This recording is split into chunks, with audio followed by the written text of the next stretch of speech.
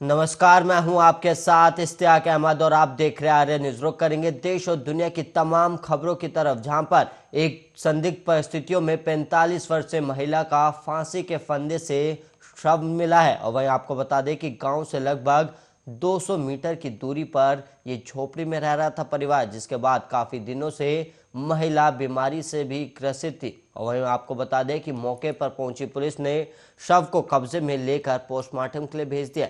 और वहीं आपको बता दें कि लगातार पुलिस वहां पर जांच कर रही है। और वहीं आपको बता दें कि रूस और यूक्रेन में लगातार युद्ध जारी है और करीब आज 10वां दिन है जहां पर रूस लगातार यूक्रेन पर हमला कर रहा है। और वहीं आपको बता दें कि लगातार रूस के द्वारा कई शहरों पर कब्जा भी किया जा चुका है। और वहीं आपको बता दें सबसे बड़े यूक्रेन के न्यूक्लियर प्लांट पर रूस का कब्जा हो चुका है, जिसके बाद और कई जगहों पर, स्कूल के जगहों पर भी कई जगह रूस ने बमबारी की है। और वहीं आपको बता दें कि यूक्रेन के राष्ट्रपति वोलोदिमीर जेलेंस्की ने भी लोगों को चेताया और लोगों से युद्ध में भाग लेने को कहा है। वहीं आपको बता दें कि लगातार आपको बता रहे हैं कि रूस और यूक्रेन में कैसे हालात बने हुए हैं। तो वहीं आपको बता दें कि रूस लगातार यूक्रेन पर हमला कर रहा है। और वहीं आपको बता दें कि रूस ने लगातार यूक्रेन पर 10वें दिन लगातार हमला जारी है। और वहीं आपको बता दें कि यूक्रेन की मीडिया का दावा है कि यूक्रेन के राष्ट्रपति वोलोदिमीर जेलेंस्की पर करीब 3 बार जान से मारने का जो है वो हमला किया गया। और वहीं आपको बता दें कि लगातार रूस यूक्रेन पर हमलावर है। और वहीं आज युद्ध का 10वां दिन है जहां पर लगातार रूस यूक्रेन पर हमला कर रहा है। और वहीं आपको बता दें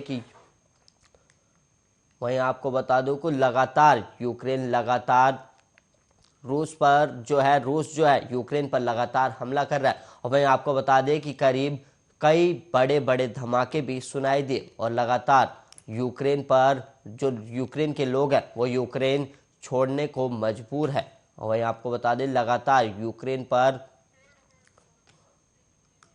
और वहीं इस वक्त एक बड़ी खबर सामने आ रही है जहां पर यूक्रेन पर रूसी हमलों का कहर जारी है। इस वक्त की बड़ी और अहम खबर, जहां पर रूसी सेना ने यूक्रेन के शहर ओडेसा में भी एक पुल को उड़ा दिया है और जंग के बीच रूस और यूक्रेन अब बातचीत की मेज पर आ गए हैं। और वहीं आपको बता दें कि 10 दिन हो चुके हैं इस युद्ध को और 2 दौर की बात भी हो चुकी है। और ऐसे में आज या कल तीसरे दौर की बात भी हो सकती है। इस वक्त की बड़ी और अहम खबर यूक्रेन और रूस जंग को लेकर, जहां पर जेलेंस्की के ऑफिस के प्रमुख सलाहकार ने कहा कि दोनों देशों के बीच एक बार फिर से वार्ता होगी। इस वक्त की बड़ी और अहम खबर, जहां पर रूसी सेना ने यूक्रेन के ओडेसा में पुल को ध्वस्त कर दिया है। वहीं लगातार यूक्रेन और रूस का जंग जारी है और अब जल्द ही इन दोनों की वार्ता भी हो सकती है। वहीं आपको बता दें कि दोनों देशों के बीच करीब 2 बार बातचीत हो चुकी है, लेकिन वो बेनतीजा रही और अब तीसरे दौर की भी बातचीत जल्द ही हो सकती है। लेकिन इस वक्त एक बड़ी खबर सामने आ रही है जहां पर यूक्रेन पर रूसी हमलों का कहर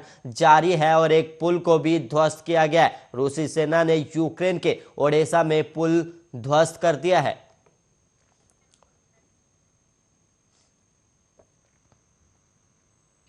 अब वहीं मणिपुर विधानसभा चुनाव के दूसरे चरण में आज 6 जिलों की करीब 22 सीटों के लिए वोटिंग जारी है। और वहीं आज होने वाली वोटिंग के लिए थोबल, जिरीबाम, चंदेल, उखरुल, सेनापति और तामेंगलोंग जिलों में केंद्रीय अर्धसैनिक बलों की करीब 300 से अधिक कंपनियों को तैनात किया गया।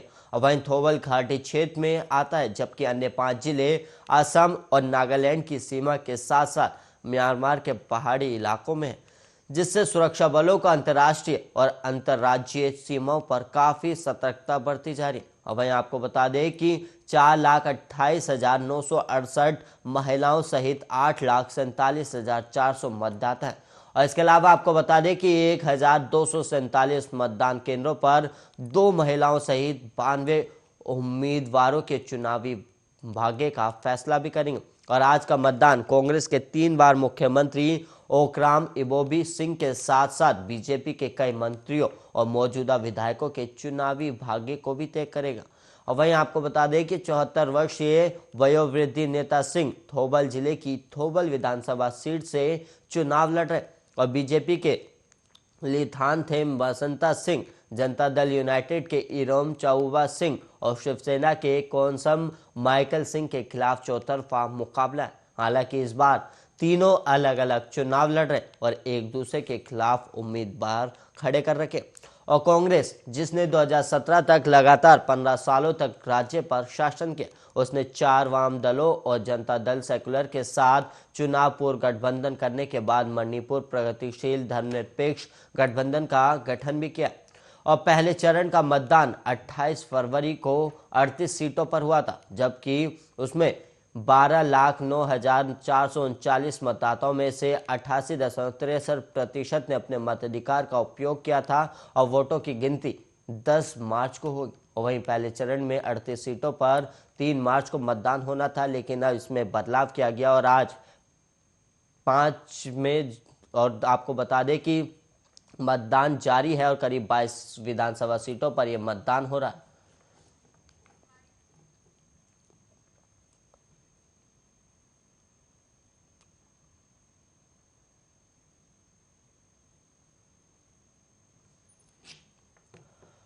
और वहीं बढ़ेंगे अगली खबर की ओर, जहां पर यूपी की चुनावी जंग में बस एक चरण का मतदान बाकी, जिसके लिए चुनाव प्रचार का आखिरी दिन भी है। और इस बीच सभी पार्टियां पूरी ताकत से प्रचार में जुटी है। और वहीं प्रधानमंत्री नरेंद्र मोदी 2 दिन से काशी में डटे हैं। और वहीं कल पीएम ने वाराणसी में रोड शो किया और आज भी पीएम मोदी वाराणसी में विशाल जनसभा को संबोधित करेंगे। और इसके अलावा आपको बता दें कि चुनाव के 7वें और अंतिम चरण की 54 सीटों में चकिया, रॉबर्ट्सगंज और दुद्दी पर शाम 4 बजे और बाकी 51 सीटों पर शाम 6 बजे प्रचार समाप्त हो जाएगा। और वहीं पीएम मोदी ने जहां कल मेगा रोड शो किया, वहीं कल ही अखिलेश यादव ने भी बड़ा शो कर अपना ताकत का एहसास कराया। और वहीं बीएसपी सुप्रीमो मायावती भी अंतिम चरण में प्रचार के लिए जोश के साथ लगी हुई है। क्योंकि आज चुनाव प्रचार का आखिरी दिन है, इसलिए सभी नेता वोट जुटाने में कोई कमी नहीं रखना चाहते और इसी के चलते आखिरी चरण में सभी दल पूरे जोश से जुटे हुए हैं। वहीं प्रधानमंत्री ने रोड शो के दौरान एक चाय के स्टॉल पर जाकर चाय की चुस्कियां भी ली थी। और इससे पहले प्रधानमंत्री ने वाराणसी में अपना रोड शो खत्म करते हुए विक्ट्री का इशारा किया और उन्होंने बनारस हिंदू विश्वविद्यालय में पंडित मदन मोहन मालवीय की प्रतिमा पर माल्यार्पण भी किया। और खास बात यह रही कि पीएम मोदी के रोड शो में मुस्लिम समुदाय के लोग भी काफी उत्साहित नजर आए। और वहीं पीएम के इस रोड शो में उमड़े जनसैलाब से बीजेपी काफी उत्साहित दिखाई दे रही है।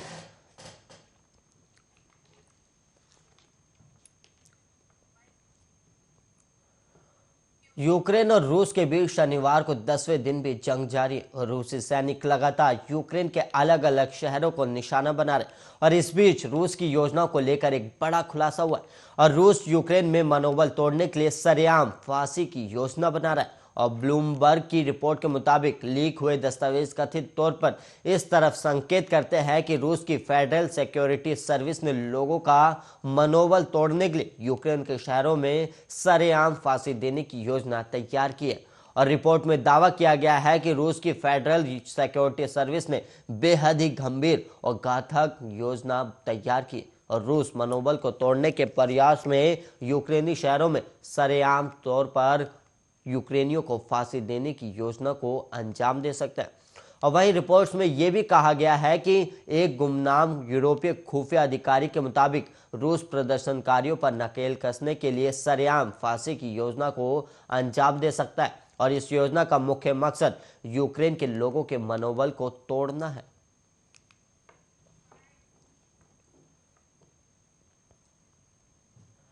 राजस्थान के उदयपुर से दिल दहला देने वाला मामला सामने आया। दरअसल यहां अवैध संबंध होने के शक पर पति ने अपनी पत्नी और एक युवक की अपने घर के आंगन में ही रस्सी से बांधकर तब तक पिटाई की जब तक कि वो दोनों बेहोश नहीं हो गए। और इसके बाद भी हैवान पति नहीं रुका और उसने कई घिनौनी हरकतें भी की। और इस दौरान सरपंच ने पुलिस को सूचना दे दी, जिसके बाद उदयपुर की पहाड़ा थाना पुलिस वहां पहुंची और युवक महिला को अस्पताल में भर्ती कराया गया। और वहीं कनबई निवासी पूर्व सरपंच जीवन प्रकाश डोडिया ने बताया कि 30 वर्षीय मनीलाल मालीफला गांव के सरपंच रमनलाल के यहां ट्रैक्टर चलाने का काम करता है। और वहीं मंगलवार को मनीलाल सीसी रोड निर्माण के लिए ट्रैक्टर से मटेरियल डाल रहा था और इस दौरान प्यास लगने पर मणिलाल गांव के कन्हैया लाल डामोर के घर पानी पीने चला गया और वहीं घर पर मौजूद महिला पानी लेने घर के अंदर चली गई। इस दौरान महिला का पति कन्हैया लाल डामोर और उसका भाई धुला डामोर भी वहीं पहुंच गए और उन्होंने मणिलाल और महिला को घर के अंदर बंद कर दिया। इसके बाद अन्य लोगों को बुलाकर उन्होंने मणिलाल और कन्हैया लाल की पत्नी को घर के बरामदे में लकड़ी के खंभे से रस्सी से बांध कर दिया और वहीं अन्य लोगों के साथ मिलकर कन्हैया लाल और उसके भाई धुला ने मणिलाल की लट से खूब पिटाई की और इस दौरान मणिलाल खून से लथपथ होकर बेहोश हो गया। और वहीं घायल युवक के पिता जीवन प्रकाश ने बताया कि उसके बेटे को लाठी और चाकू से मारा गया और वहीं लाठी मारने से 2-3 जगह फ्रैक्चर भी हो गए और चाकू से आंख के नीचे घाव हो गया और वहीं घटना का वीडियो भी बनाया गया और सोशल मीडिया पर वायरल किया गया। और वहीं थानाधिकारी नागेंद्र सिंह ने बताया कि सूचना के बाद मौके पर पहुंचकर घायलों को छुड़ाया गया और थाने लाया गया था। फिलहाल परिजनों की शिकायत के आधार पर मुकदमा दर्ज कर लिया गया है और घायल महिला के पति कन्हैया लाल को गिरफ्तार भी कर लिया गया है। यूक्रेन पर 10वें दिन भी रूस की लगातार बमबारी की जा रही और वहां पर सुबह न्यूक्लियर पावर प्लांट में आग भी लग गई थी और वहीं हालांकि उसे बुझा दिया गया। इसके बाद आईए समेत दुनिया भर के देशों ने रूस के खिलाफ कड़ी प्रतिक्रिया जाहिर की। तो वहीं ब्रिटेन ने यूएनएससी की आपात बैठक बुलाई और इस बीच यूक्रेन में एक और भारतीय छात्र को गोली लगने की खबर शुक्रवार को सामने आई और वहीं केंद्रीय नागरिक उड्डयन राज्य मंत्री वीके सिंह ने इसकी जानकारी भी दी। और इधर यूक्रेन संकट और वहां पर बने ताजा हालात को लेकर प्रधानमंत्री नरेंद्र मोदी ने अहम समीक्षा बैठक की है और इससे पहले ब्रिटेन के प्रधानमंत्री बोरिस जॉनसन ने कार्यालय ने कहा कि यूक्रेन में रूसी सैनिकों द्वारा परमाणु ऊर्जा संयंत्र पर हमला करने और वहां आग लगने के बाद वो संयुक्त राष्ट्र सुरक्षा परिषद की आपात बैठक बुलाने का आह्वान करेंगे।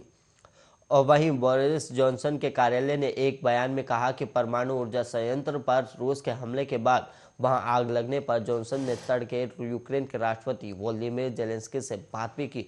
और वहीं बोरिस ने आगे कहा कि वो रूस और अन्य करीबी सहयोगियों के समक्ष मुद्दा उठाएंगे और कार्यालय के अनुसार वो और जेलेंस्की इस बात पर सहमत हुए कि रूस को तुरंत हमला करना बंद कर देना चाहिए और आपात सेवा को संयंत्र तक निर्बाध पहुंच की अनुमति देनी चाहिए। दोनों इस बात पर भी सहमत हुए कि युद्ध विराम आवश्यक है। और वहीं जॉनसन के कार्यालय ने एक बयान में यह भी कहा कि प्रधानमंत्री ने कहा कि पुतिन की लापरवाही भारी कार्रवाई प्रत्यक्ष रूप से पूरे यूरोप की सुरक्षा के लिए खतरा उत्पन्न कर सकता है और उन्होंने कहा कि ब्रिटेन ये सुनिश्चित करने के लिए हर संभव प्रयास करेगा कि स्थिति और न बिगड़े।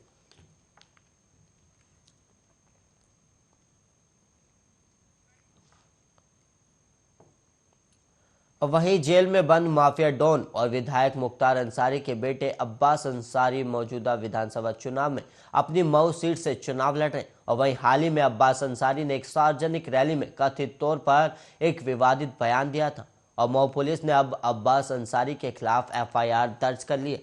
और वहीं अब्बास सपा गठबंधन के उम्मीदवार के तौर पर विधानसभा चुनाव लड़ रहे और एक सभा में मुख्तार अंसारी के बेटे अब्बास अंसारी ने कहा था कि मैं अखिलेश यादव से बात करके आया और सरकार बनने के बाद वर्तमान सरकार द्वारा तैनात अधिकारियों का तबादला 6 महीनों तक नहीं होगा। मैं पहले इनसे हिसाब किताब करूंगा और तब इन अधिकारियों का तबादला होगा और इस केस में अब्बास के खिलाफ केस दर्ज हो गया।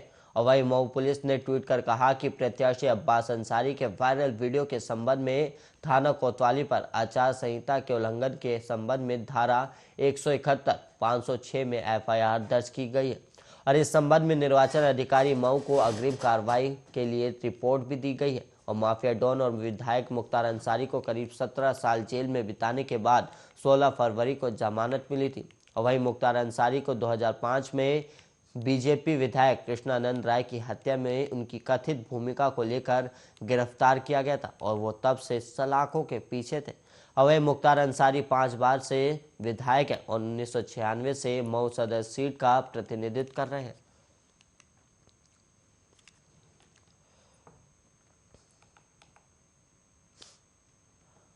उत्तर प्रदेश के लखीमपुर खीरी में पिछले साल आंदोलन कर रहे किसानों को कार से कुचलने का आरोपी आशीष मिश्रा जमानत पर बाहर है और अब मारे गए किसानों के परिवार के वकील प्रशांत भूषण ने सुप्रीम कोर्ट से आशीष मिश्रा की जमानत के खिलाफ याचिका पर जल्द सुनवाई की मांग की, जिसके बाद chief justice of India N V Ramana ने मामला 11 मार्च को सुनवाई के लिए लगाने की बात कही और याचिका में कहा गया है कि हाईकोर्ट ने जमानत देते समय अपराध की गंभीरता पर ध्यान नहीं दिया और राज्य सरकार को सुप्रीम कोर्ट में इसके खिलाफ अपील करनी चाहिए थी, पर उसने ऐसा नहीं किया और केंद्रीय गृह राज्य मंत्री अजय मिश्रा टेनी के बेटे आशीष मिश्रा की कार से कुचले गए किसानों के परिजनों ने पिछले महीने मिश्रा को इलाहाबाद हाईकोर्ट से मिली जमानत को सुप्रीम कोर्ट में चुनौती दी थी। और वहीं दायर याचिका में तर्क दिया गया कि हाईकोर्ट ने अपराध की जघन्य प्रकृति पर विचार किए बिना और आरोप पत्र में विशेष के खिलाफ भारी सबूतों को देखते हुए भी जमानत दे दी और याचिका में तर्क दिया गया कि आरोपी की ओर से गवाहों को प्रभावित करने और न्याय में बाधा उत्पन्न करने की आशंका है। और वहीं आपको बता दें कि इलाहाबाद हाईकोर्ट की लखनऊ पीठ की ओर से जमानत दिए जाने के बाद आशीष मिश्रा को जेल से रिहा किया गया था और उनके वकील ने उनके जमानत आदेशों के संबंध में 3-3 लाख रुपए के 2 जमानती बॉन्ड जमा किए थे और इस मामले में आशीष मिश्रा को पिछले साल 9 अक्टूबर को गिरफ्तार किया गया था।